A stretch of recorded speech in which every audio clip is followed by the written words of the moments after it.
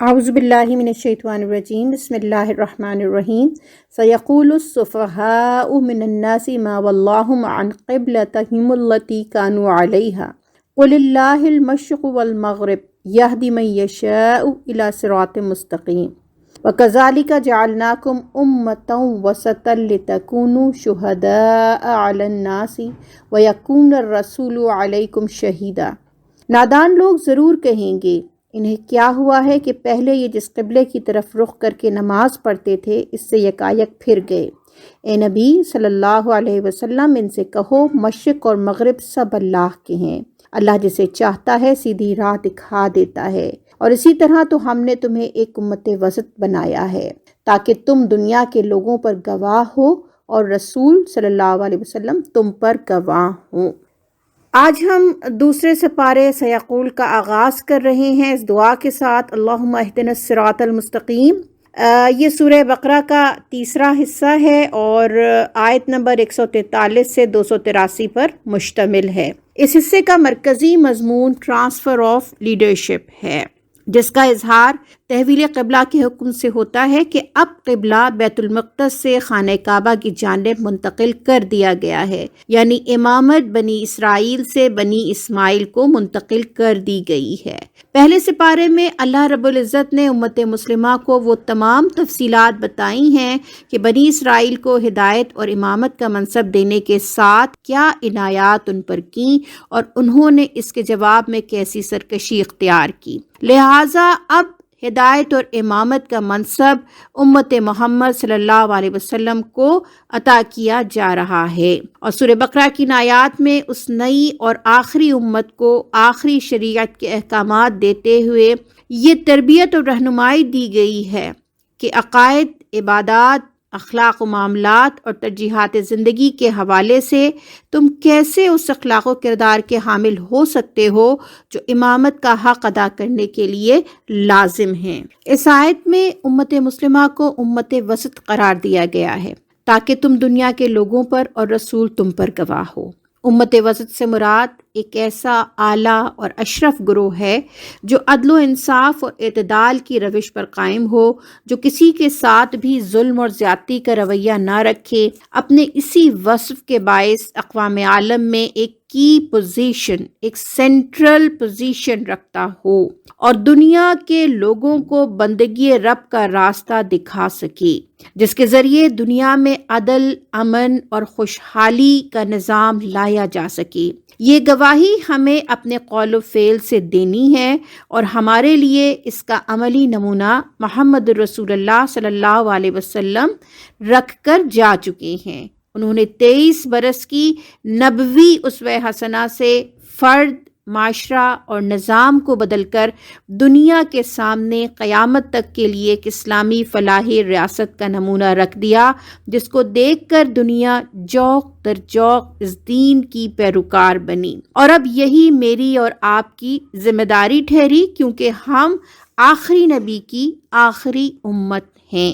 غور طلب بات یہ ہے کہ آج جب امت مسلمہ نے اس فریضے کی ادائیگی چھوڑ دی تو آج دنیا میں کون لیڈرشپ کر رہا ہے اور اس نے کس طرح دنیا کو ظلم اور فساد سے بھر دیا ہے؟ کیا اس کا جواب اللہ تعالیٰ ہم سے نہیں لے گا؟ آگے اللہ تعالیٰ ہمیں بتاتا ہے کہ ہر ایک کی زندگی کا ایک رخ ہے جس کی طرف وہ مڑتا ہے، لپکتا ہے، وہ اس کی دلچسپیوں، اوقات اور صلاحیتوں کا محور ہوتا ہے۔ اللہ نے پیار سے سمجھایا، تم اپنا رخ درست کر کے بھلائیوں کی طرف کر لو، اللہ کو پا لوگے۔ یہی بندگی کی معراج ہے اور یہی کامیابی کا راستہ ہے۔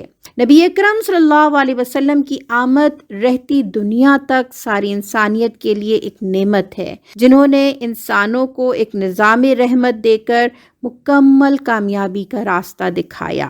اللہ نے کہا کہ آپ صلی اللہ علیہ وسلم کا طریقہ کار قرآن پاک کی روشنی میں انسانوں کی زندگیوں کی صفائی، نشو و نما، سجانا، سنوارنا، نکھارنا ہے۔ یاد رہے کہ اب یہی کام ہمیں کرنا ہے۔ اس کے لیے قرآن اور سیرت رسول اللہ، سنت رسول اللہ صلی اللہ علیہ وسلم سے آگاہی، اس کا علم ہمارے لیے لازم ہے۔ یہی اللہ کو یاد رکھنا ہے جس کی ہدایت اس نے ہمیں کی، اذکرونی فاذکرکم واشکرونی فلا تکفرون، تم مجھے یاد رکھو تو میں تمہیں یاد رکھوں گا، اور میری شکر گزاری کرو اور کفر نہ کرو یا انکار نہ کرو یا ناشکری نہ کرو۔ پھر آگے اللہ تعالیٰ فرماتا ہے یا ایھا الذین آمنوا استعینوا بالصبر والصلاۃ ان اللہ مع الصابرین، اے ایمان والو صبر اور نماز سے مدد لو، بے شک اللہ صبر کرنے والوں کے ساتھ ہے۔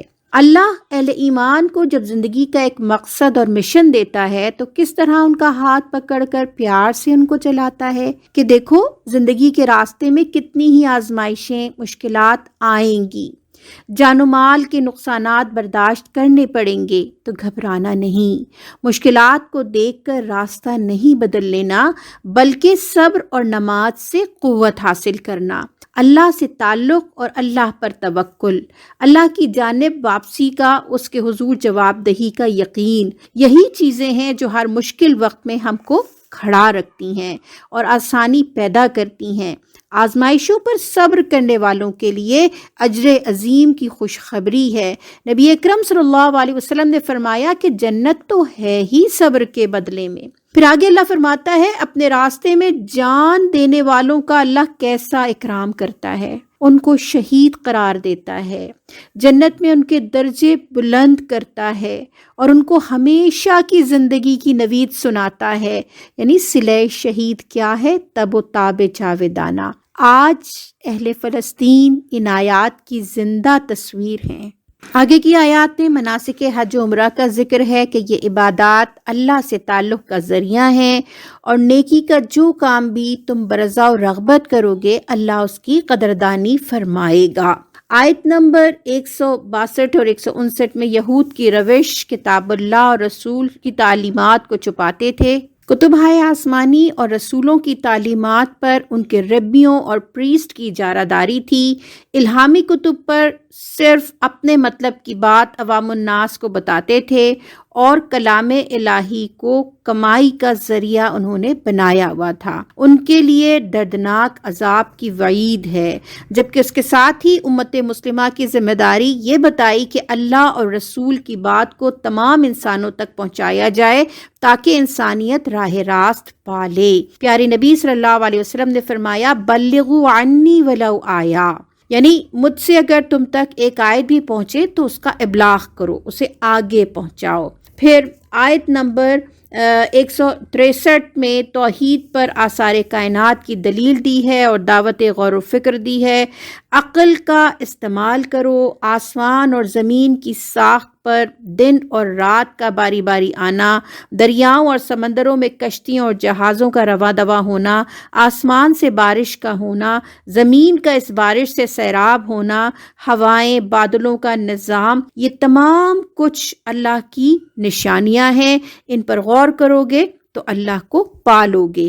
آیت نمبر 165 میں اللہ نے فرمایا والذین آمنوا اشد حبا للہ، ایمان رکھنے والے اللہ کو سب سے زیادہ محبوب رکھتے ہیں۔ یعنی ایمان کا تقاضا یہی ہے کہ بندہ نہ صرف اللہ سے محبت کرے بلکہ سب سے زیادہ اسی سے محبت کرے، یعنی اللہ کی محبت، اس کی رضا ہر دوسری چاہت پر غالب ہو۔ دنیا میں کسی دوسری چیز کی محبت اللہ کی رضا کے راستے میں رکاوٹ نہ بنے۔ پھر اللہ تعالیٰ نے ایک بہت اہم بات گمراہی سے بچنے کے لیے ہمیں بتائی کہ ایسی لیڈرشپ جس کی پیروی میں انسان گمراہی کا راستہ اختیار کرے گا، روز محشر وہ کسی کی داد رسی نہیں کرے گی، اور آخرت کی حسرت اور پشیمانی کوئی فائدہ نہیں دے گی۔ لہٰذا یہاں ہدایت ربانی کی روشنی میں سوچ سمجھ کر لیڈرشپ کا چناؤ کرو۔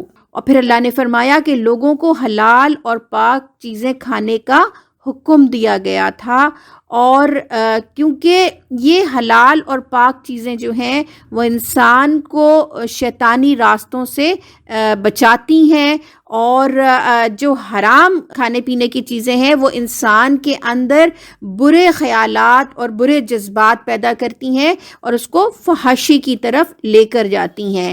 حرام کا راستہ شیطان دکھاتا ہے جس کے اثرات بدی اور فحاشی کی شکل میں نظر آتے ہیں۔ مردار، خون، سور کا گوشت، یہ سب حرام ہے۔ حالت اضطرار میں صرف ان کی اجازت دی گئی ہے، یعنی صرف جان بچانے کے لیے بقدر ضرورت اس کو استعمال کرنے کی اجازت دی گئی ہے۔ اور ان آیات میں ہم دیکھتے ہیں کہ اللہ تعالیٰ امت وسط کی تربیت کر رہا ہے کہ اگر وہ حدود اللہ کی پابندی کریں گی تو پھر وہ شیطان کے راستے سے بچ سکتی ہیں۔ آیت نمبر 170 میں اللہ تعالیٰ ہمیں بتاتا ہے کہ منکرین کے گمراہ کن نظریات میں سے ایک یہ نظریہ بھی تھا کہ وہ اللہ کے مقابلے میں باپ دادا کے راستے کی پیروی کو اہمیت دیتے تھے، چاہے باپ دادا کی روش غلط ہو۔ سورہ بقرہ کی آیت نمبر 177 کو آیت بر بھی کہتے ہیں۔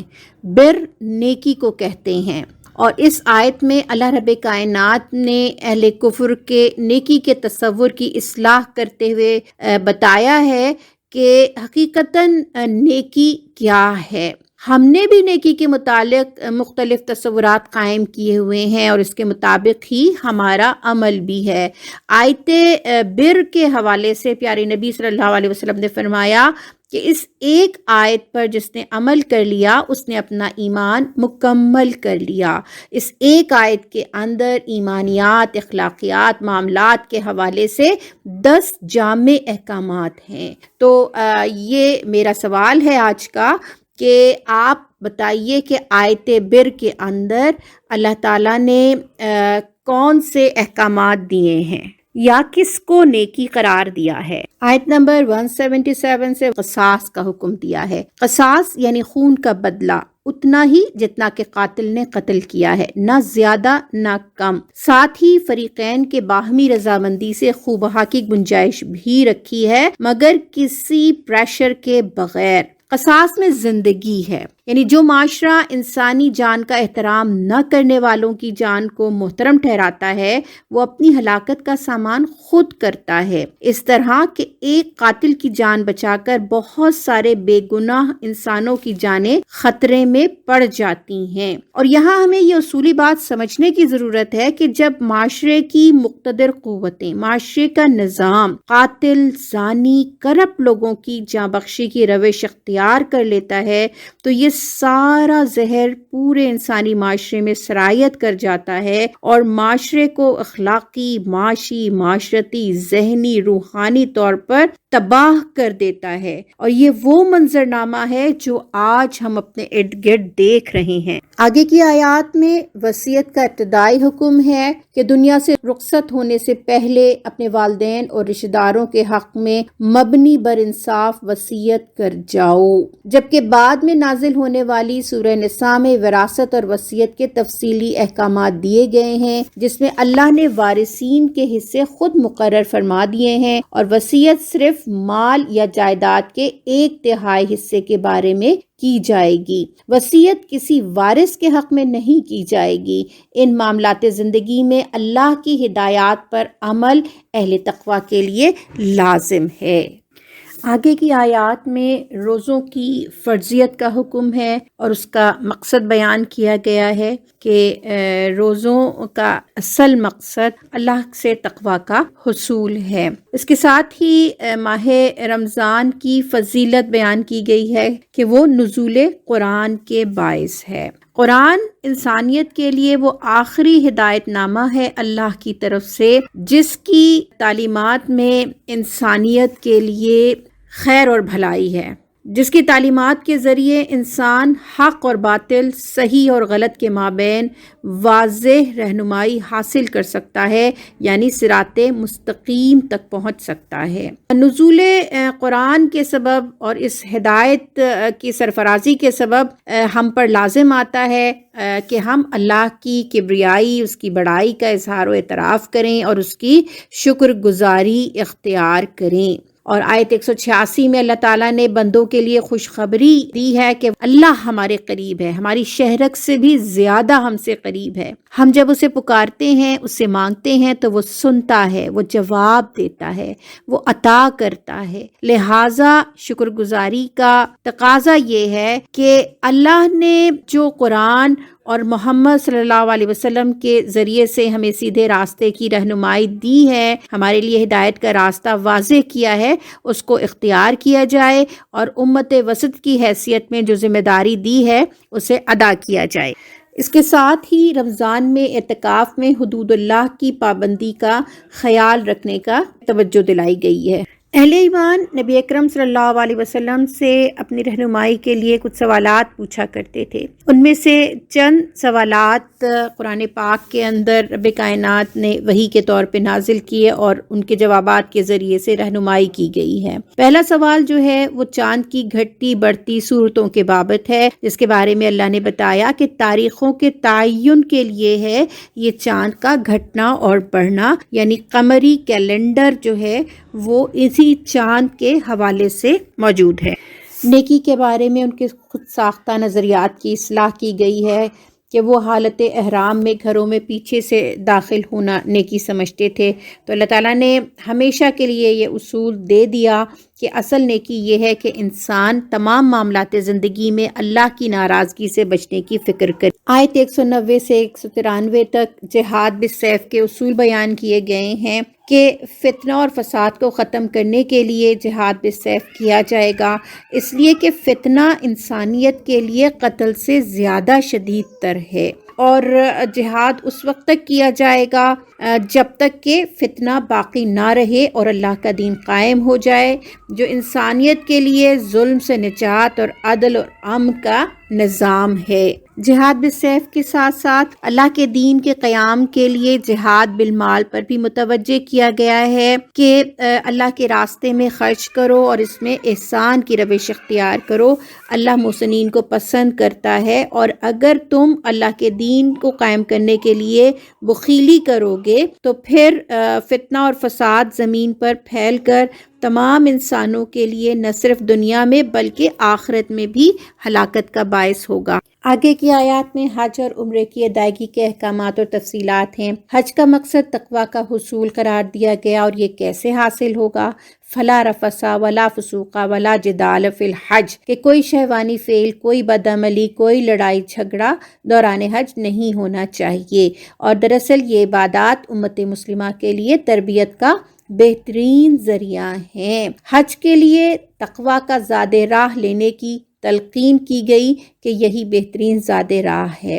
سوچنے کی بات یہ ہے کہ ہر سال لاکھوں حجاج کرام حج کی سعادت حاصل کرتے ہیں۔ کیا ہم اپنی تربیت کرتے ہیں اس حوالے سے کہ پھر زندگی میں ہماری ذات سے کسی کو کوئی تکلیف نہ پہنچے؟ روزوں کا مقصد، قصاص کا مقصد، جہاد کا مقصد، انفاق کا مقصد، حج کا مقصد، تمام عبادات کا اور تمام اعمال کا مقصد اللہ تعالیٰ تقویٰ کو قرار دیتا ہے۔ غور کریں تو تقویٰ تو انسانی دنیا کو جنت کا نمونہ بنا دے۔ یہ تمام اعمال اور عبادات تو باقی ہیں مگر اپنی ظاہری شکل میں، اور اس کی روح یعنی تقویٰ ختم ہو گیا۔ جو کہا گیا کہ رہ گئی رسم ازاں روح بلالی نہ رہی، فلسفہ رہ گیا تلقین غزالی نہ رہی، نماز و روزہ و قربانی و حج یہ سب باقی ہیں، تو باقی نہیں ہے۔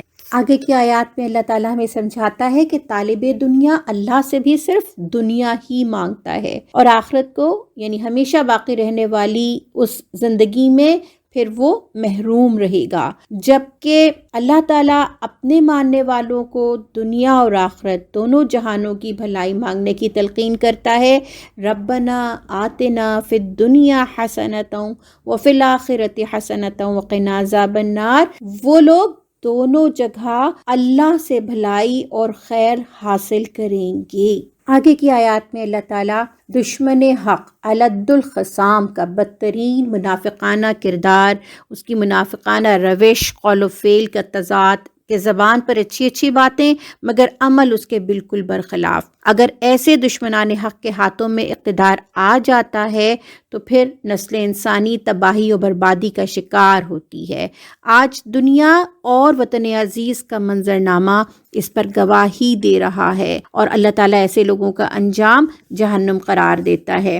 اس کے بالمقابل جو لوگ اپنی پوری زندگی اللہ کی رضا کے حصول کے لیے صرف کر دیتے ہیں، اللہ کی ہدایت کے مطابق اس دنیا کو، انسانی دنیا کو نظام عدل، امن، سکون کے ذریعے سجانے، سنوارنے، آراستہ کرنے میں اپنے زندگی کے صبح و شام لگا دیتے ہیں، اللہ ان پر بہت مہربان ہوتا ہے۔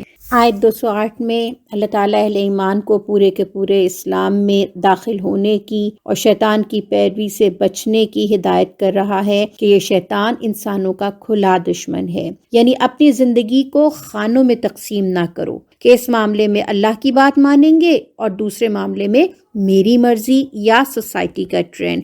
یہ روش اہل اسلام کے لیے بالکل پسندیدہ نہیں ہے۔